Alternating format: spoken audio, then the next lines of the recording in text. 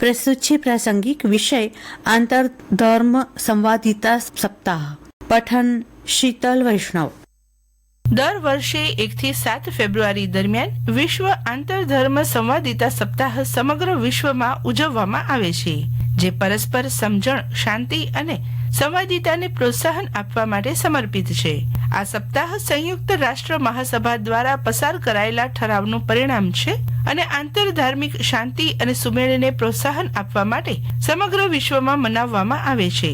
આ પહેલ 2010માં જોર્ડનના રાજા અબ્દુલ્લા દ્વિતીય અને પ્રિન્સ ગાઝી બિન મોહમ્મદ દ્વારા શરૂ કરવામાં આવી હતી. આ સપ્તાહનો ઉદ્દેશ વિવિધ ધર્મોના લોકોમાં પરસ્પર સમજણ અને આદરને પ્રોત્સાહન આપવાનો છે.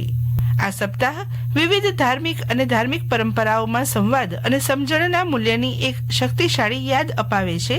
ધાર્મિક ગેરસમજો અને સંઘર્ષોથી વિભાજિત દુનિયામાં આ તહેવાર લોકોને એક સાથે આવવા, તેમના મતભેદોને દૂર કરવા અને શાંતિના સામાન્ય ધ્યેય તરફ કામ કરવા માટે એક મંચ પૂરું પાડે છે. તે આ વિચાર પર ભાર મૂકે છે કે આપણી વિવિધ માન્યતાઓ અને પ્રથાઓ હોવા છતાં કંઈક એવું છે જે આપણને વિભાજિત કરવાને બદલે એક કરે છે. વિશ્વ આંતરધાર્મિક સંવાદિતા સપ્તાહ દરમિયાન વિશ્વમાં જુદા જુદા સ્થળોએ વિવિધ કાર્યક્રમોનું આયોજન કરવામાં આવે છે. ફેબ્રુઆરીના પહેલા અઠવાડિયા દરમિયાન આંતરધાર્મિક સંવાદિતાને પ્રોત્સાહન આપવા માટે વિશ્વભરમાં વિવિધ કાર્યક્રમો અને પ્રવૃત્તિઓ યોજવામાં આવે છે. આ ઉજવણીનો હેતુ સર્વધર્મ સંભાવનો પણ છે. આ પૃથ્વી પર વસતા લાખો કરોડો લોકો વિવિધ ધર્મો પાળી રહ્યા છે, ત્યારે બધા જ માનવીઓમાં એકતા સાથે સંભાવ રહે તે વિશ્વ શાંતિ માટે જરૂરી છે. પ્રેમથી દુનિયા જીતી શકાય અને તેનાથી વિશ્વમાં શાંતિ પણ સ્થાપી શકાય છે.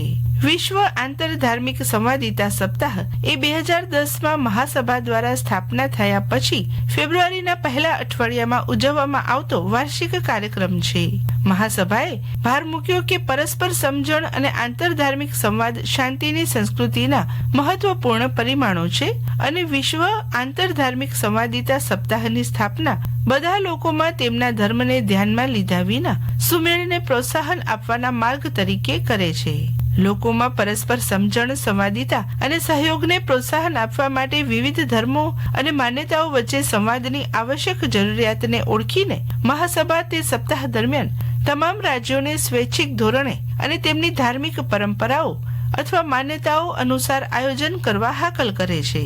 આ સપ્તાહ દરમિયાન લોકોમાં પરસ્પર સમજણ, સંવાદિતા અને સહયોગને પ્રોત્સાહન આપવા માટે વિવિધ ધર્મો વચ્ચે સંવાદની આવશ્યક જરૂરિયાતને ઓળખીને વિશ્વભરમાં ચર્ચ, મંદિરો અને અન્ય સ્થળોએ ધાર્મિક સંવાદનું આયોજન કરાય છે. સપ્તાહ દરમિયાન લોકો સ્વૈચ્છિક ધોરણે તેમની ધાર્મિક પરંપરાઓ અથવા માન્યતાઓ અનુસાર પૂજા અથવા ધ્યાન કરે છે. ઇન્ટરફેઇથ હાર્મની શાંતિને પ્રોત્સાહન આપે છે. શાંતિ સાથે એકતામાં જ લોકોની ભલાઈનો વિશ્વાસ સંપાદન કરાવે છે.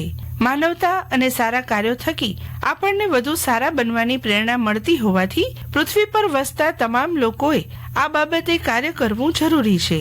કોરોના મહામારી વખતે સમગ્ર વિશ્વએ એક થઈને આ મહામારી સામે શ્રેષ્ઠ કાર્ય સૌના સહયોગ થકી જ પાર પાડ્યું હતું. આજે ઘણા દેશો વચ્ચે મતભેદો હોઈ શકે, પણ તેની વાતચીત, ચર્ચા દ્વારા નિરાકરણ લાવવું બંને દેશોના લોકો માટે સુખાકારી લાવી શકે છે. આપણે સૌએ એવી દુનિયા નિર્માણ કરીએ જ્યાં બધા વચ્ચે એકતા, શાંતિ અને સંવાદિતા હોય. તમામ લોકોના અધિકારોની રક્ષા કરવી જરૂરી છે. લોકો વચ્ચે પરસ્પર સમજણ, સંવાદિતા અને સહકાર વધારવા માટે વિવિધ ધર્મો અને ધર્મો વચ્ચે સંવાદની અનિવાર્ય જરૂરિયાત છે. તમામ ધર્મો માન્યતાઓની નૈતિક આવશ્યકતાઓ, શાંતિ, સહિષ્ણુતા અને પરસ્પર સમજણ માટે આહ્વાન કરે છે. આંતરધાર્મિક સંવાદ એ શાંતિની સંસ્કૃતિના મહત્વપૂર્ણ પરિણામોની રચના કરે છે. પ્રાસંગિકમાં આજનો વિષય હતો આંતરધર્મ સંવાદિતા સપ્તાહ. પઠન શીતલ વૈષ્ણવ. પ્રસારણ આકાશવાણીના ભુજ કેન્દ્ર પરથી કરવામાં આવ્યું.